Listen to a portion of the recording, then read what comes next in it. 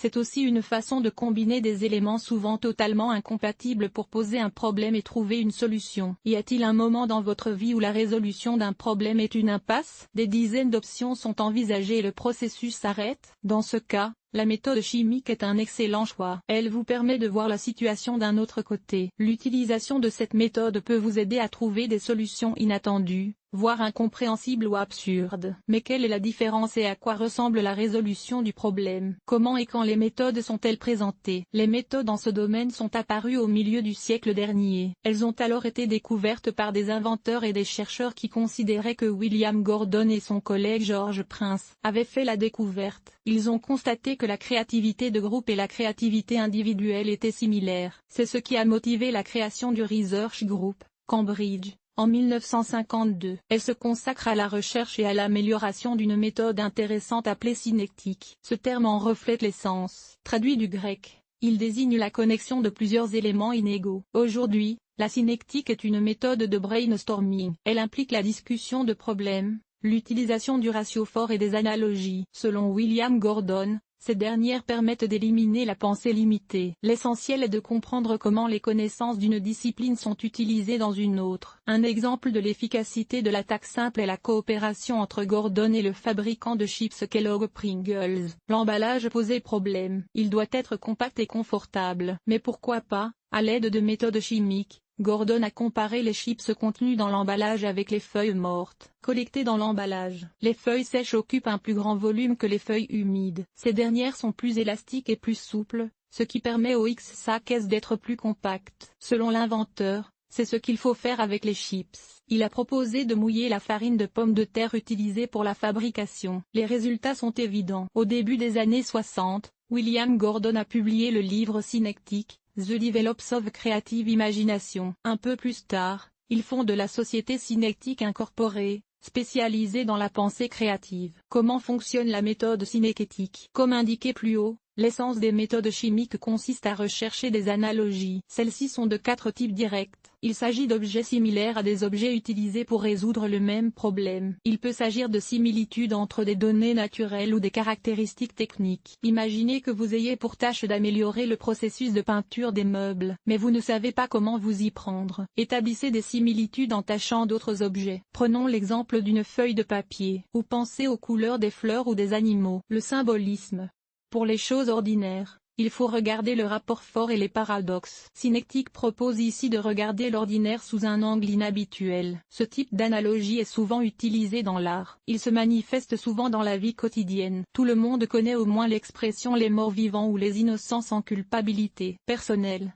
Essayez de vous identifier au phénomène ou à l'objet. Attachez-lui sa fonction et ses caractéristiques. Cela permet de changer sa vision des choses. Au premier abord, ces analogies semblent ridicules et inutiles, mais c'est l'occasion de voir de nouvelles facettes qui sont autant d'aspects du sujet. De telles analogies nécessitent une imagination riche et développent l'imagination excellente. Dans le cas de cette analogie, vous pouvez faire preuve de toute votre imagination. Imaginez un objet dans les conditions les plus fantastiques ou irréalistes. Qu'il n'ait pas de loi physique.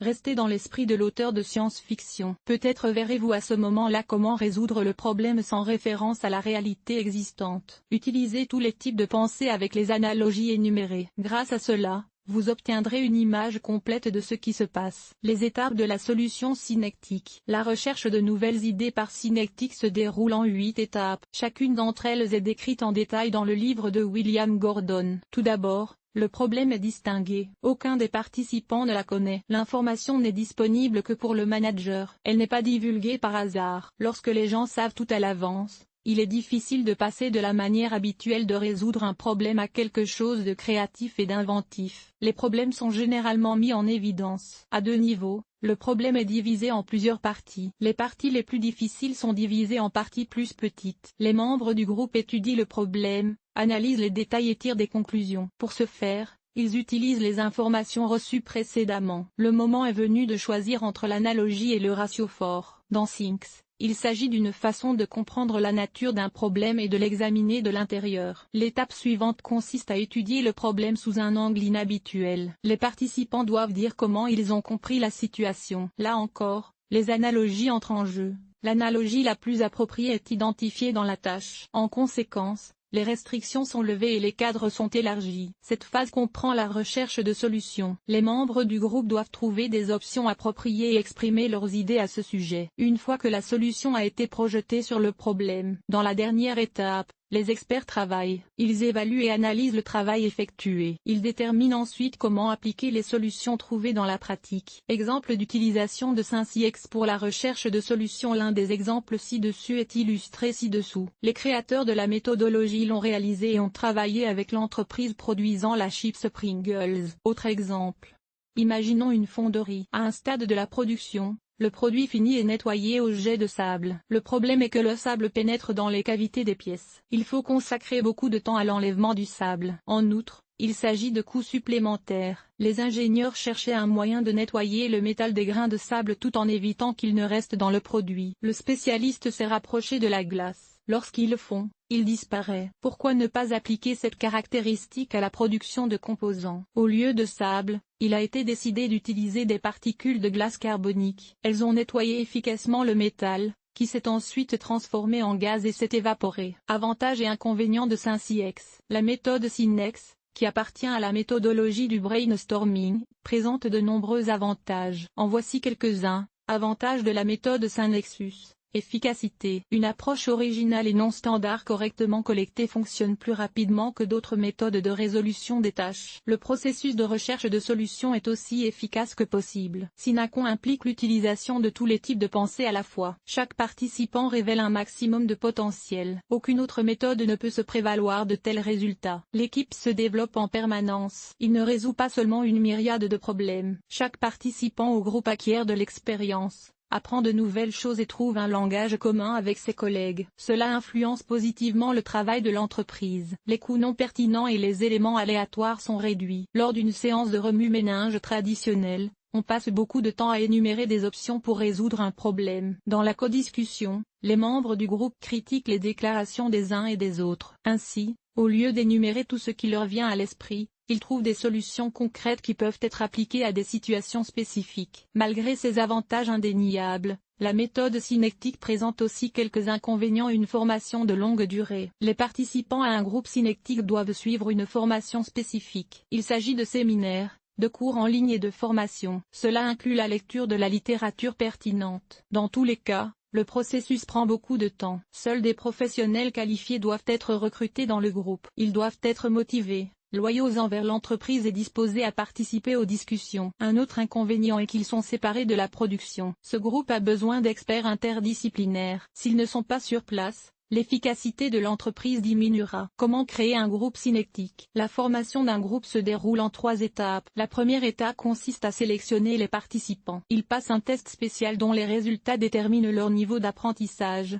d'éducation, leur capacité à sortir des sentiers battus et leur connaissance d'un domaine particulier. Les candidats doivent avoir un éventail de professions. La préférence sera donnée aux candidats ayant 2 domaines d'expertise incompatibles. Il peut s'agir par exemple d'un ingénieur doublé d'un économiste ou d'un physicien doublé d'un médecin. La deuxième étape est la formation. La méthodologie synectique n'est pas très répandue en Russie. Par conséquent, il n'y a pas de développement méthodologique et éducatif à ce sujet, et l'expérience des autres pays est ignorée. Il existe à l'étranger des institutions spécialisées dans la formation des groupes de synectiques. Ce processus dure 1 an. L'enseignement en face à face a lieu dans les centres. C'est la théorie. Ensuite, c'est la pratique qui commence. Les étudiants se rendent dans les entreprises pour résoudre des problèmes réels. Lors de la dernière étape, les groupes préparés sont introduits dans l'entreprise. Dans certains cas, la direction de l'entreprise peut décider de créer un groupe coopératif à partir des employés. Une autre option consiste à commander des équipes prêtes à coopérer de manière ponctuelle ou régulière. Les méthodes synectiques sont la capacité de prendre des décisions non standards en transférant l'expérience d'un domaine à l'autre. Ne limitez pas votre imagination dans votre travail. Vous devez apporter des solutions inattendues, voire absurdes, aux problèmes. Au premier abord, cette pratique peut sembler ridicule. Pourtant, les exemples parlent d'eux-mêmes quant à son efficacité. Rappelez-vous l'emballage des chips Pringles.